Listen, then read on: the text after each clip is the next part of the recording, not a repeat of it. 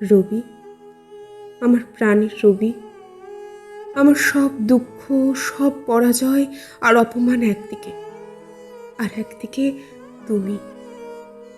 ঠাকুর বাড়িতে আমার একমাত্র পাওয়া তুমি। তুমি ঠাকুরপো, শুধু তুমি। 9 বছর বয়সে এ বাড়িতে এসে তোমাকে পেলাম আমার খেলার সাথী, আমার দোসর। বালিকা বেলা থেকে যখন পৌঁছলাম কৈশোরে, যখন আমার শরীর মন হয়ে উঠল অন্যরকম, যখন বদলে গেল আমার ইচ্ছের রং, তোমাকে তখন পেলাম আমার বন্ধু, আমার একমাত্র বন্ধু। আমার প্রতি ঠাকুর বাড়ির সমস্ত অবহেলা, সব চাপা ঘেন্নার যেন প্রতিশোধ নিলে তুমি, আমার পরম পুরুষ। যদি কেউ কখনো বুঝে থাকে আমার দহন, সে তুমি। আমার মনে আছে, নন্দনকাননে অন্ধকার রাত্রিবেলা আমাকে জড়িয়ে ধরে তুমি বললে, নতুন বৌঠান, কি তোমাকে দহিছে আমি জানি। তোমার মতন করে কথা বলতে এ বাড়িতে কেউ পারে না। তোমার কথা শুনে, তোমার বুকের আশ্রয়ের মধ্যে সে রাতে আমার মনে হয়েছিল সত্যিই আমার অন্তরের সব জ্বালা যন্ত্রণা জড়িয়ে বৃষ্টি এলো। মনে হয়েছিল তুমি আমার চিরকালের।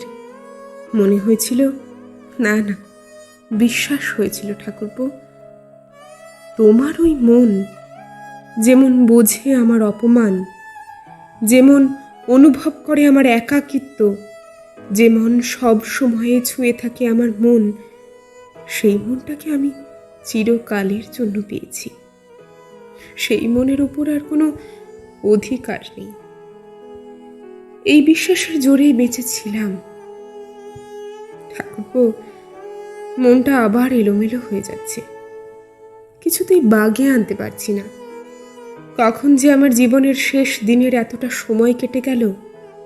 এখন দুপুরবেলা আমার ঘরের জানলা দিয়ে দেখতে পেলাম বামুন ঠাকুর তোমাদের ঘরে দিয়ে গেল মধ্যাহ্নের খাবার। তুমি আজকাল তোমার নতুন বউকে নিয়ে নিজের ঘরেই খাও। তোমার নতুন জীবন এই 4 মাসে কত বদলে দিয়েছে তোমাকে। আগে আমার হাতের রান্না ছাড়া তোমার মন ভরত না, কিছু না কিছু রাঁধতেই হতো তোমার জন্য। এখন বামুন ঠাকুরের রান্নাতেই তুমি খুশি।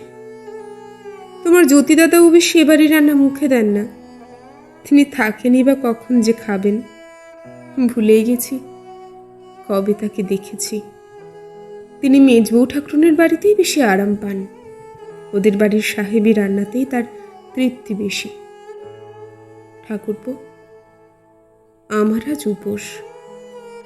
রান্নাঘরে সে খবর পাঠিয়ে দিয়েছি সকালবেলা। আজ আমার দরজা বন্ধ। এ দরজা আমি বন্ধ করেছি, খুলব না আমি। তোমরা খুলো আমার মৃত্যুর পরে। সেই রুদ্ধ দুয়ার খোলার অভিজ্ঞতা থেকে হয়তো তোমার মধ্যে জন্ম নেবে কোনো লেখা কোনো দিন। কে বলতে পারে, আমি থেকে যাব তোমার সেই লেখার আড়ালে। ঠাকুরপো, আজ আমার ঘরে কেউ আসবে না, কেউ না। আজ মৃত্যুব্রত পালন করছি আমি। একই সঙ্গে বেদনা আর আনন্দ বাজছে হৃদয়ে আমার। আজ আমার নির্জলা উপবাস, যাতে ক্রমশ দুর্বল হয়ে পড়ি আমি, যাতে মরতে তেমন কষ্ট না হয়। আবার এলোমেলো হয়ে যাচ্ছে ভাবনা, ঝিমঝিম করছে মাথার মধ্যে। তবু লিখছি। আমি যে লিখছি তা ঠিক নয়, কেউ একজন লিখিয়ে নিচ্ছে এসব কথা আমাকে দিয়ে। মনে পড়ে গেল কয়েক বছর আগের কথা, কিন্তু তার আগে অন্য একটা কথা তোমাকে বলি। খুব তেষ্টা পাচ্ছে আমার। ঘরের কোণে পাথরের টেবিলটার উপর কুঁজো ভর্তি জল, কিন্তু এক ফোঁটাও জল খাবো না, যতই তেষ্টা পাক। জল খেলেই আমার ব্রত যে ভেঙে যাবে। বরং টেবিলের ওপর মাথা রেখে একটু জিরিয়ে নিই ঠাকুরপো।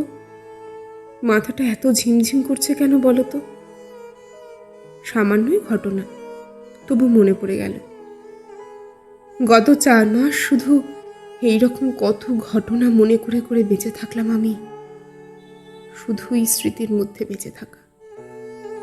বর্তমান যেন থেমে গিয়েছে আমার জন্য।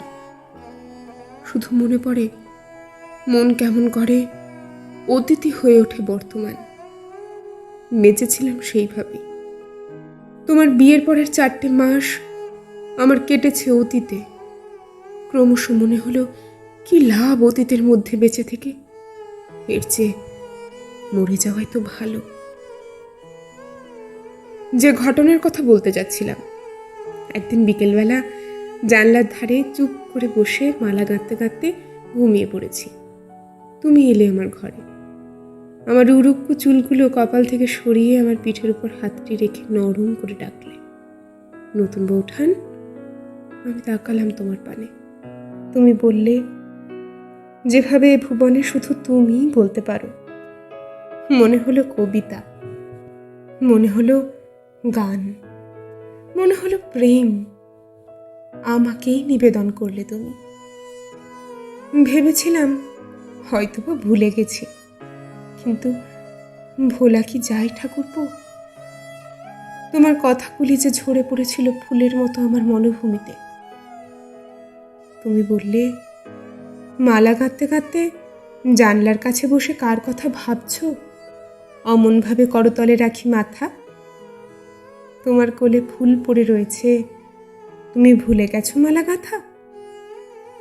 ঠাকুরপো, তোমার হাতটিকে আমার গালের উপর চেপে বলেছিলাম, তোমার জন্য মালা গাঁথছি ঠাকুরপো। তোমারই কথা ভাবতে ভাবতে ভুলে গেছি মালা গাঁথতে। তুমি বললে, আমার কথা ভেবে মালা গাঁথতে ভুলোনি, ভুলেছ ওই যে ঝুরু ঝুরু বায়ু বহে যায় আর কানে কানে কি যে কহে যায়, সেই জন্যে।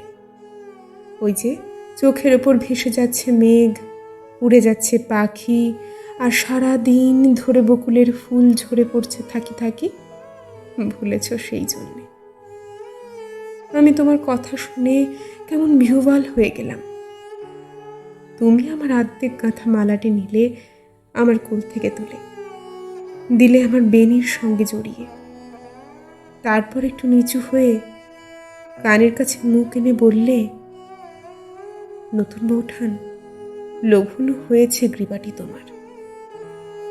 আচমকা তোমার ঠোঁট আদর করলো আমার উন্মুক্ত গ্রীবা। তুমি আমার কানে কানে বললে, নতুন বৌঠান, তোমার এই মধুর অলস, এই মধুর আবেশ, মধুর মুখের এই হাসি আমার প্রেমের মধ্যে থেকে গেল তাদের মূল্যবান পরিমাণ। ঠাকুরপো, আমার হাসি, যার জন্য তুমি সত্যি পাগল হয়ে গিয়েছিলে একদিন, সেই হাসি দেখার জন্য তোমার কত না কথা, কত দুষ্টুমি, ফন্দি, কৌতুক। সত্যি করে বলো ঠাকুরপো, সেই হাসির কথা তোমার আজও মনে পড়ে? তুমি তো একদিন আমাকে বলেছিলে, ধীরে ধীরে প্রাণে আমার এসো হে, মধুর হাসিয়ে ভালোবেসো হে। সেই গান আর একদিন তোমার নতুন বউয়ের দিকে তাকিয়ে তুমি গাইতে পারলে? মনে পড়ে, দক্ষিণ বারান্দায় সেদিন কেউ ছিল না, শুধু তুমি আর আমি। বিকেলবেলা গা ধুয়ে ছাদে যাওয়ার জন্য তৈরি হচ্ছি, তুমি এলে ছুটে। আমার চিবুক ধরে মুখটি তুলে ধরলে, আমার দৃষ্টি আটকে গেল তোমার চোখে। তুমি কি বলেছিলে ভুলিনি? বলেছিলে তোমার এই চকতের চাউনির দান সংসারের আর সমস্তকে ছাড়িয়ে আমারই হাতে এসে পৌঁছেছে। নতুন বৌঠান, একে আমি রাখবো গানে গেঁথে, ছন্দে বেঁধে। আমি একে রাখবো সৌন্দর্যের অমরাবতীতে।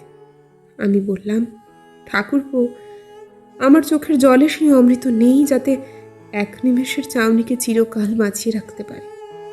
মেঘের সকল সোনার রং যে সন্ধ্যায় মিলিয়ে যায়, একদিন সেই চাউনিও সেই সন্ধ্যায় মিলিয়ে যাবে।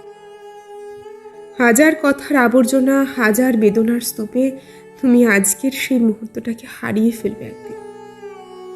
তুমি আমার কথার উত্তরে তেমন কিছুই বললে না, বললে অনেক রাতে ছাদের অন্ধকারে।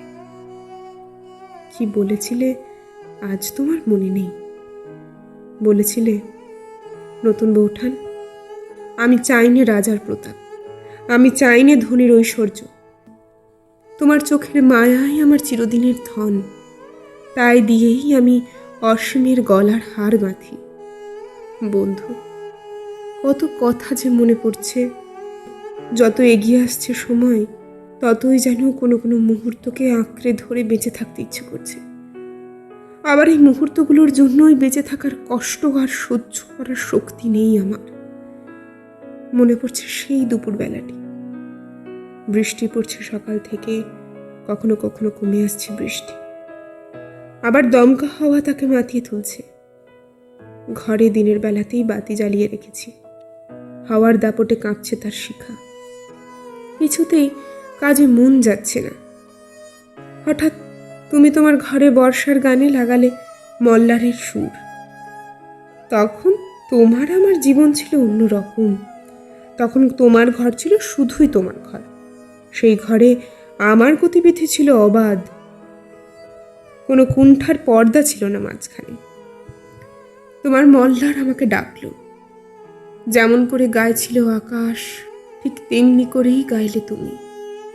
পাশের ঘর থেকে একবার এলেন তোমার দুয়ার পর্যন্ত, আবার ফিরে গেলেন। আবার একবার বাইরে এসে দাঁড়ালাম, তারপর তোমার মগ্ন মল্লারের টানে ভিতরে না এসে পারলাম না। ধীরে ধীরে ভিতরে এসে বসলাম তোমার পাশটিতে। তোমার মনে আছে ঠাকুরপো, নাকি সব ভুলে গেছো? হাতে ছিল আমার সেলাইয়ের কাজ, আমি মাথা নিচু করে তোমার পাশে বসে সেলাই করতে লাগলো। তোমার আকাশের মতো গান, তার সমস্ত মেঘ, বৃষ্টি, ঝড়, বিদ্যুৎ নিয়ে আমার সমস্ত শরীরের উপর ছড়িয়ে দিল আদর।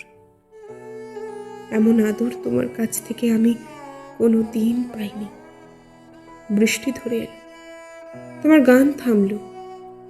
আমি আমার সেলাই বন্ধ করে জানলার বাইরে ঝাপসা গাছগুলোর দিকে চেয়ে রইল।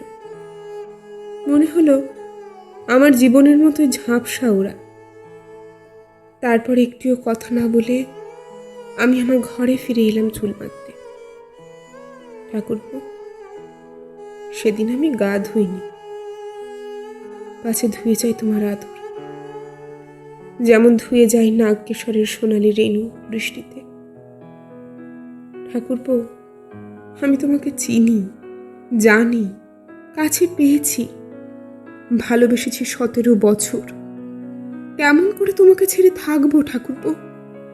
তুমি বিলেতে চলে যাবে, তোমাকে ছেড়ে থাকতে হবে। কেমন করে সেই যন্ত্রণা ঠাকুর বাড়ির বন্ধুহীন পরিবেশে আমি সহ্য করব? সে কথা ভেবে আমি চেষ্টা করেছিলাম আত্মহত্যার, কিন্তু মরতে পারিনি। তোমারই জন্যে হয়তো পারিনি ঠাকুরপো, এবার পারবো তো। মৃত্যুর পরে তোমাকে ছেড়ে থাকবো কেমন করে ঠাকুরপো? তোমার বিয়ের কথা যখন সবই পাকা হয়ে গেল, যখন আর ফেরবার পথ নেই তোমার, তখন আমি জানলাম তোমাকে হারিয়েছি আমি চিরদিনের জন্যে। আমার রবি এখন অন্যের। আমার সঙ্গে এলে দাবা খেলতে, আমার সঙ্গে দাবা খেলায় জিততে পারতে না কখনো, ভাব দেখাতে যেন ইচ্ছে করেই হেরেছ। আমি বললাম, আমি হেরে গেছি রবি, আর আমি খেলবো না। তুমি বললে, তুমি তো জিতে গেলে বৌঠান, আমার জীবনটাই হয়ে যাবে ওলটপালট। নতুন বৌঠান, তুমি তবু একলা থাকতে পারবে। এত বছরের তোমার আমার এত আসা যাওয়া, এত দেখা দেখির, এত বলা বলির, তারই আশেপাশের কত স্বপ্ন, কত অনুমান, কত ইশারার স্মৃতি নিয়ে আমার জীবন থেকে একাকিত্বের সেই গৌরবটুকুও হারিয়ে যাবে। ইচ্ছে করলেও আমি তোমার চোখের শুকতারার আলো, তোমার চুলের চামেলি ফুলের গন্ধ, তোমার হাসির ইশারার স্মৃতির সঙ্গে একলা হতে পারবো না। নতুন সম্পর্কের চাহিদার ভিড়ে আমার দম বন্ধ হয়ে আসবে। তোমার কথা শুনে আমার চোখে জল এলো, কিছুতেই লুকিয়ে রাখতে পারলাম না বেদনা। তুমি আমার ঘরে খাটে বসে রইলে অনেকক্ষণ। তারপর হঠাৎ আমার হাত দুটি তোমার বুকে চেপে ধরে বললে, কতভাবে তুমি আমাকে নাম ধরে ডেকেছো বৌঠান।